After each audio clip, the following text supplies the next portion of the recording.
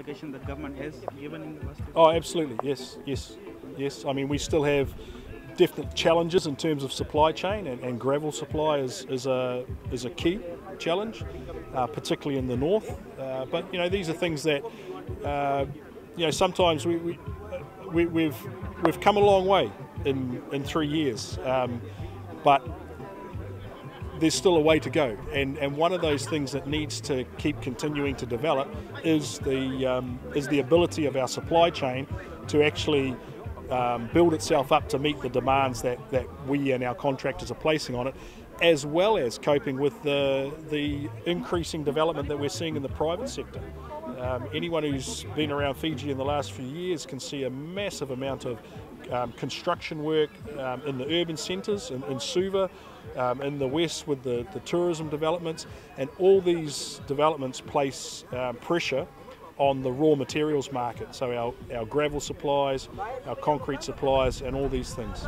So do you see the $653 million well spent, well utilised? Of course I do. Mr. Cook, I do understand, I do know, we have seen FRA's hard work throughout these years, but still there are some people who may be unhappy, saying there are still potholes there on our roads, some roads still are prepared.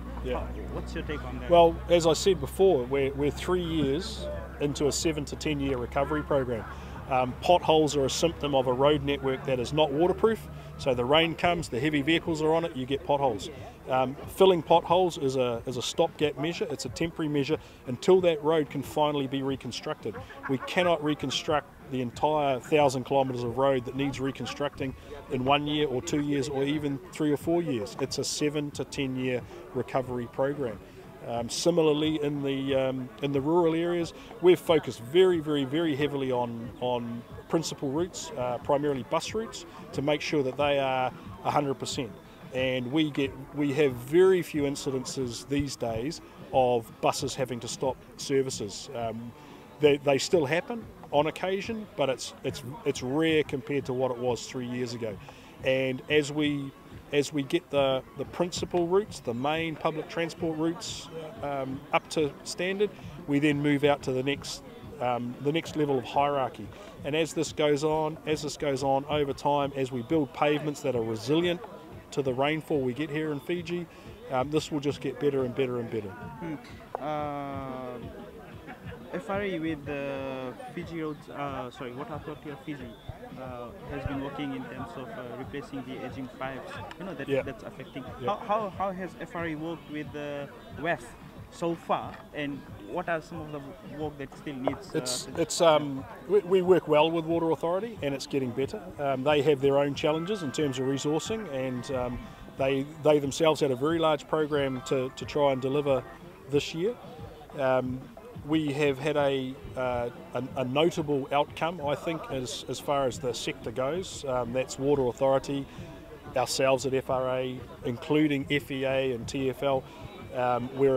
We're in the process of agreeing a industry-wide code of practice for how all the utilities and the roading agency get on within and share the road corridor, because it's function is for roading, obviously, but it's also it's a public space utilities corridor that we all have to share. We have to look after our own assets, we have to look after each other's assets. And I've seen exceptional cooperation over the last 2 years that has now got to the point where we're very close to all agreeing this code of practice that will operate across the industry.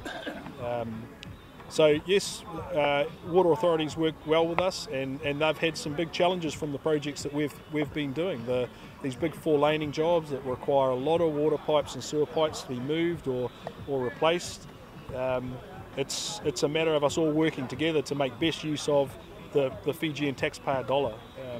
But there are many places still left where aging pipes have to be replaced. Well, yeah, of course. I mean, those questions are best directed at the Water Authority itself, but absolutely, Fiji is no different to any other nation in the world. There's ageing infrastructure, and that needs to be taken care of in a considered way that's got an eye to the future, the long-term sustainability. So we share our work programs. Excuse me.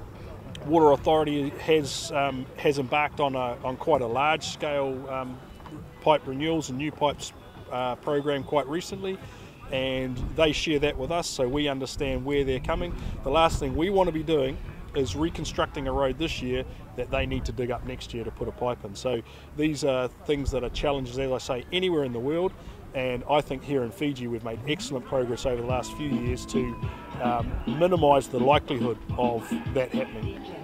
Finally, what is your future with FRA, since you said your term is coming this year? Oh, that's probably a question best left for a couple of months, and we'll talk about that another time. Anything else you want to say, sir? No, thank you very much. Thank you so much, sir. All right.